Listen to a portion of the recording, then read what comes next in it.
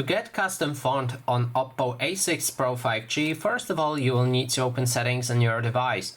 Next step is to scroll down and here select wallpapers and style, and then navigate down to the font options. That way you'll be able to click on more right here, which should transfer you to the font store. Now you can select whichever font you like. For example, let's go for this one right here. We can apply it, and after a moment we should be able to apply it to our font style for the system. As you can see, it changed.